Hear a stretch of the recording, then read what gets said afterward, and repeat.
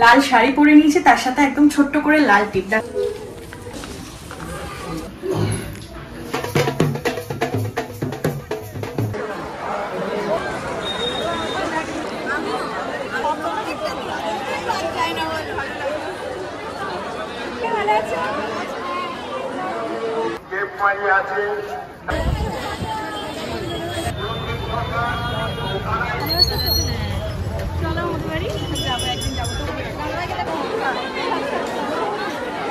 শুভ রথযাত্রার অনেক অনেক শুভেচ্ছা তোমাদের সবাই। গুড মর্নিং বন্ধুরা, কেমন আছো সবাই? আশা করি সবাই খুব ভালো আছো, আমিও কিন্তু খুব ভালো আছি। আজকে হলো 20শে জুন, মঙ্গলবার, আর এখন সময় হয়ে গিয়েছে বেলা 11:30।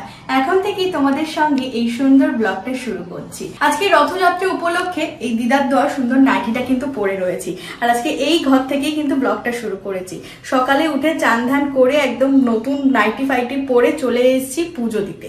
রথযাত্রা স্পেশাল, গোপুসোনাকে তো একটু এক্সট্রা কেয়ার করতেই হবে। আজকে একটু সুন্দর করে পূজা অর্চনা করব, তো চলো পুজো দিয়েই আজকের দিনটা শুরু হোক। আমি কিন্তু পুজো করতে বসে গিয়েছি, আর এই দেখো আজকে গোপুসোনার জন্য বেশ অনেকগুলো চকলেট রয়েছে, আর কর্তা মশাই আজকে নিয়ে এসে গোপুসোনার জন্য মিষ্টি। আর আজকে কিন্তু গোপুসোনা একটা সুন্দর লাল টুকটুকে জামা পরবে, তোমাদেরকে দেখিয়ে দিচ্ছি। এই দেখো এই সুন্দর লাল টুকটুকে জামাটা পরবে, তার সাথে লাল পাগড়ি, সাজুগুজু সবকিছুই তো রয়েছে। তো চলো বন্ধুরা তাড়াতাড়ি করে গোপুসোনাকে আগে চান ধান করিয়ে নিই। ফুল তুলে এনেছি, তুলসী পাতার ফুল ঘটির জলে দিয়ে গোপুসোনাকে দেখো চান করিয়ে নিচ্ছি। জানি অনেক রকমের নিয়ম কানুন থাকে পুজোর, কিন্তু আমার পক্ষে যতটা সম্ভব আমি ভক্তি ভরে মন দিয়ে সেটাই করি। চান করিয়ে গা মুছিয়ে গোপুসোনাকে নতুনই লাল জামাটা পরিয়ে দিয়েছি, আর সাথে কিন্তু সাজুগুজুও পরিয়ে দিলাম। তারপর চুল আছড়িয়ে ম্যাচিং পাগড়িটাও পরিয়ে দিলাম। কত মিষ্টি লাগছে না? সিংহাসনে গোপুকে বসিয়ে দিলাম, এবারে ফুল দিয়ে সুন্দর করে সাজিয়ে দিচ্ছি। দেখো আজকে বেশ কয়েকটা লাল জবা ফুল ফুটেছে, আর গোপুসোনা, মা লক্ষ্মী আর শিব ঠাকুরকে কিন্তু সাদা ফুলই দেই। এবারে থালা গ্লাস সবকিছু সাজিয়ে নিয়ে প্রসাদ গুছিয়ে নিচ্ছি। এই যে কৌটোয় করে আমার নারকেলের সন্দেশ কিন্তু স্টোর করা থাকে, প্রত্যেকদিন এটাই দেই। আর প্রবীর আজকে যে মিষ্টি এনেছে, এই মিষ্টিগুলো কিন্তু ঠাকুরের থালায় সাজিয়ে দিচ্ছি। দেখো এখানে কালাকাঁদ এনেছে, প্রত্যেকটা থালায় দিয়ে দিলাম, আর একটা কালোজাম মিষ্টি। তুলসী পাতা জলে এবং থালায় নিবেদন করছি, আর একটা থালায় কিন্তু শুধুমাত্র ফুল দিয়ে নিবেদন করছি। এবারে আসল জিনিস তো গোপুকে দিতে হবে, সেগুলো হলো চকলেট। দেখো চকলেট না দিলে কিন্তু গোপুসোনা একটু রাগই করে। তোমরা সবাই কমেন্ট করে বলো গোপুসোনাকে ব্লগে দেখাতে, তাই আজকে পুজো করা দিয়ে কিন্তু ব্লগটাকে শুরু করলাম। এবারে দুটো ধূপ জ্বালিয়ে নিলাম, আরতি করে নেব।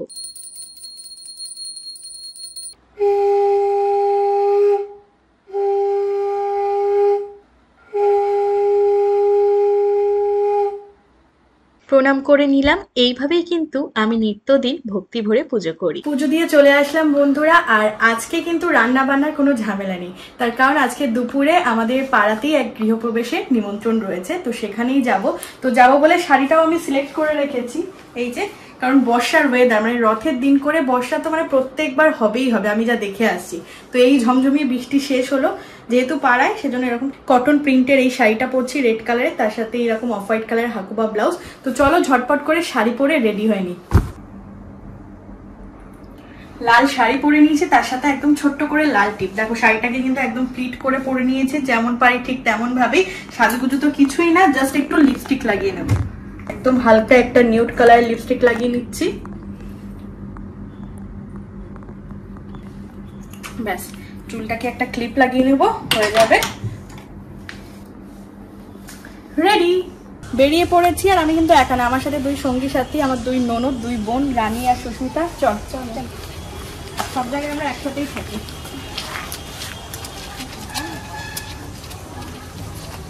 আজকে সকাল থেকে মুষলধারে বৃষ্টি হওয়ার জন্য রাস্তায় পুরো জল জমে গিয়েছে, আর শ্বশুর বাড়ির পাড়ায় এই বাড়িটা কিন্তু নতুন হয়েছে, সেই কারণেই পাড়ায় সবাইকে কিন্তু নিমন্ত্রণ করেছিল গৃহপ্রবেশের জন্য। দেখো বাড়ির সামনে কত সুন্দর ফুলের মালা দিয়ে সাজিয়েছে। চলো বন্ধুরা বাড়ির ভিতরে ঢুকি, আর কোথায় পুজো হয়েছে দেখি।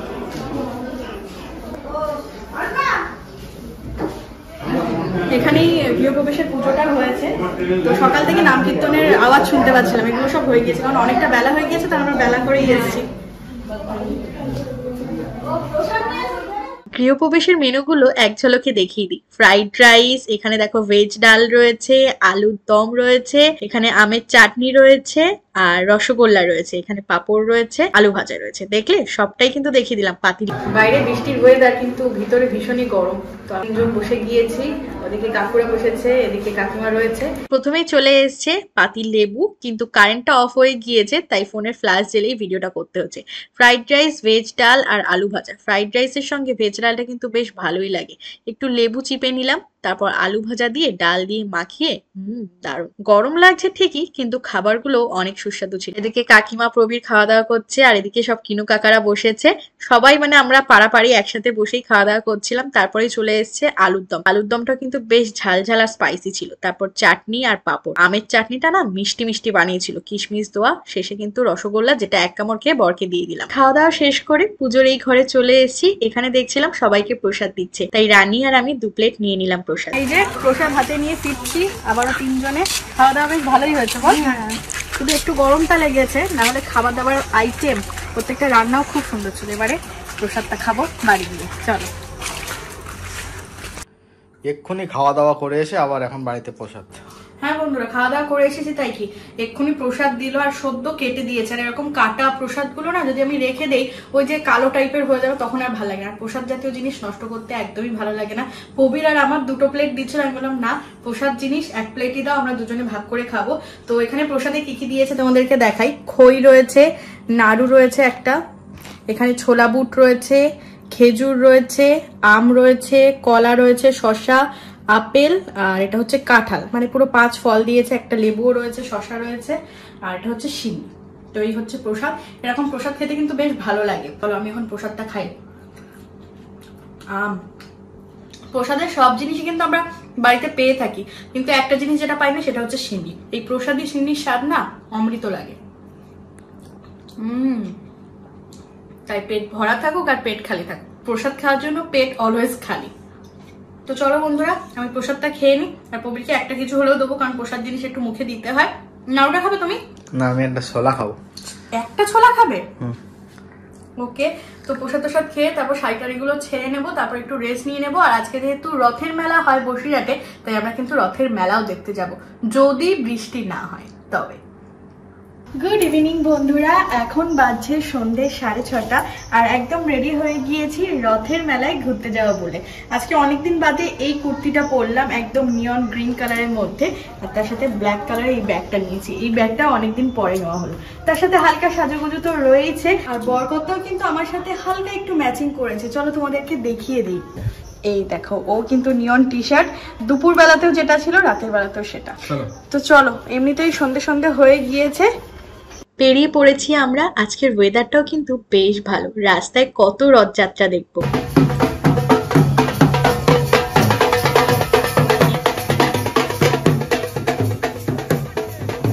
দেখলে কত জনসমাগম, পুলিশ প্রোটেকশন দিয়ে রথ টেনে নিয়ে যাচ্ছে। এই যাত্রা কিন্তু অনেক শুভ হয়। তোমাদের ওখানে রথযাত্রা কেমন হয় তোমরা কিন্তু অবশ্যই আমাকে কমেন্টের মাধ্যমে জানিও। পারলে কিন্তু কমেন্টে ছবিও পোস্ট করো, আমি দেখবো, ভীষণ ভালো লাগবে।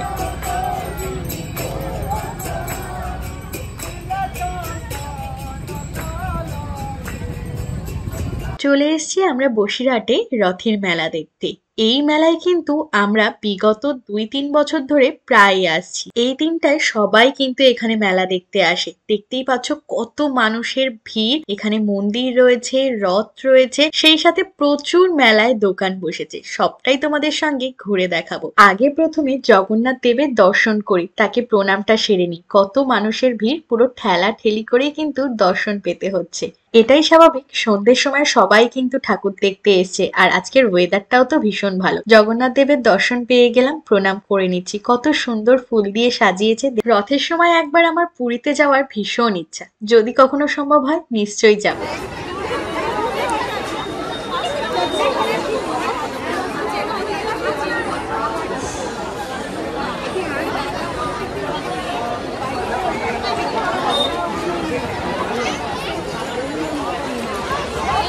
এখানে এসে সবার সাথে দেখা হওয়া, এটা আমার কাছে একটা অনেক বড় পাওনা।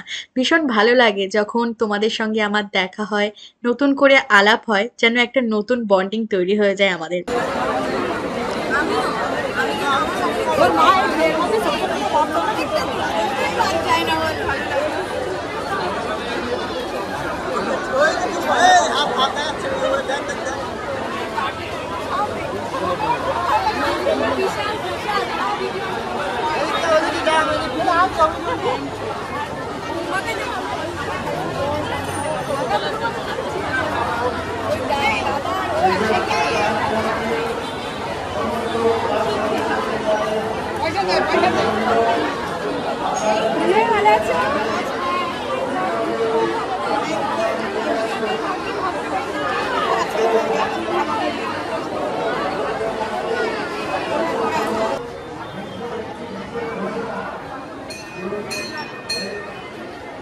সুন্দর এই আসনের দোকানটা দেখে দাঁড়িয়ে গেলাম আমাদের গোপু সোনার জন্য একটা আসন কিনবো বলে। দেখো কত রকমের আসন রয়েছে, লম্বা, ছোট, বড়, মাঝারি, কত সুন্দর। দেখো ফুল শেপের এই আসনগুলো বেশ পছন্দ হচ্ছে। আমার গোপু সোনার জন্য ছোট্ট ছোট্ট দুটো আছে, তবুও ভাবলাম আজকে একটা গোপু সোনার জন্য নিয়েই যাই। মেলা ঘুরতে এসেছি আর বাড়ির ছোট্ট মেম্বারটার জন্য নিয়ে যাব না? তো এখানে অনেক রকম কালার ছিল, তবে সাদা রংটাই যেন বেশি পছন্দ হয়েছে। তোমাদের কেমন লাগলো অবশ্যই কিন্তু কমেন্ট করে জানিও। আর এটার দাম নিয়েছে 20 টাকা। মেলায় এসে যে আজকে এত মানুষের সাথে দেখা হবে সেটা সত্যি আমার কাছে উপরি পাওনা।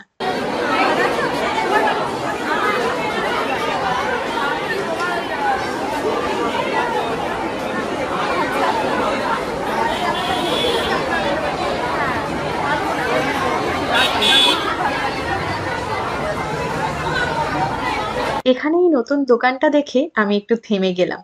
একটু বসে খুঁটিয়ে দেখলাম যে এগুলো কি, হার নয়, চুড়ি নয়, তাহলে এগুলো হলো পায়ের নুপুর বা পায়েল। দেখেছো বেশ সুন্দর ক্রিস্টাল কাজ করা রয়েছে, আর দাম বলছে এরকম 60-70 টাকা। একদম ছোট্ট বেবি সাইজ থেকে শুরু করে বড় সাইজ সব রকম রয়েছে। আর এই সাইডের দোকানে সব কাঠের জিনিস রয়েছে, চামচ, হাতা, খুন্তি ইত্যাদি। মন্দিরে যাব কিন্তু কত জনসমাগম দেখো। মন্দিরে গিয়ে তো আগে মায়ের দর্শন করতেই হবে, তাই ভিড় এড়িয়ে কিন্তু চলে এলাম মায়ের দর্শন করতে মন্দিরে। তোমরা যারা বসিরহাটের কাছাকাছি থাকো তারা নিশ্চয়ই এই মন্দিরে এসছো, যদি এসে থাকো অবশ্যই জানিও। মাকে দেখে প্রণামটা সেরে নিলাম। কি সুন্দর লাগছে মাকে লাল বেনারসিতে।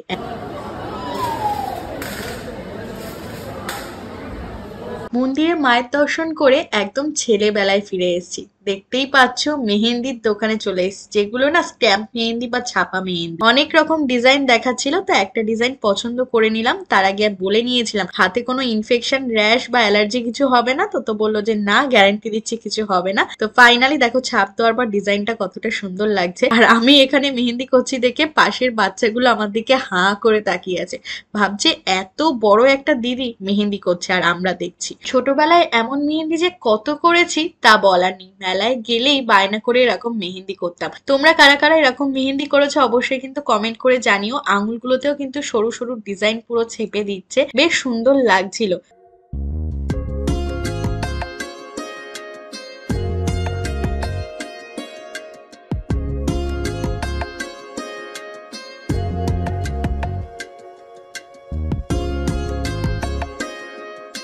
সুন্দর করে মেহেন্দিটা ছাপানোর পর একটা টিস্যু পেপার দিয়ে এক্সেস যে কালারটা রয়েছে, যে স্টেনটা রয়েছে, সেটাকে পুরো মুছে দিচ্ছে। ফাইনালি মেহেন্দি আমার ডান।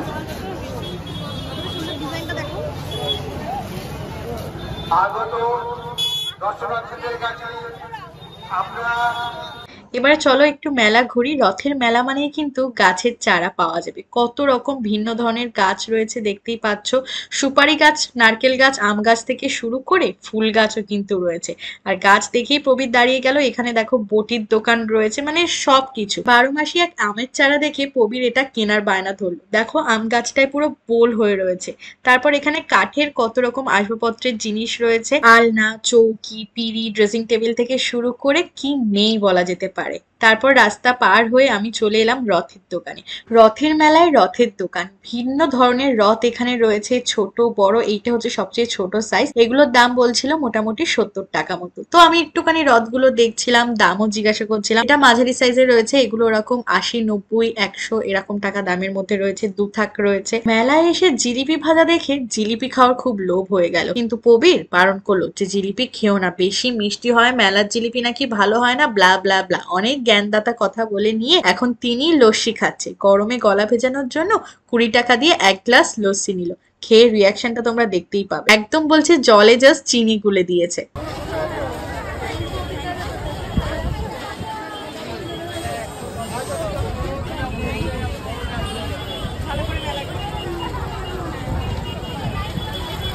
জিলিপি না খেতে পারি, মেলায় এসছি, বিশেষ করে রথের মেলায় পাঁপড় ভাজা খাবো না সেটা কি কখনো হয়? সদ্য ছ্যাঁকা তেলে গরম ভাজা পাঁপড়, আমি বললাম আমাকে একটা দিয়ে দাও। এইবার কিন্তু আমি আর কারোর কথাই শুনবো না, মাত্র 5 টাকা করে এই পাঁপড়। ছোটবেলায় কিন্তু ফিরে গিয়েছি, মেহেন্দি করলাম, মেলায় এসে পাঁপড় ভাজা খাচ্ছি। এটার আর স্বাদ নতুন করে বলার কিছু নেই, পাঁপড় ভাজা যেমন হয়।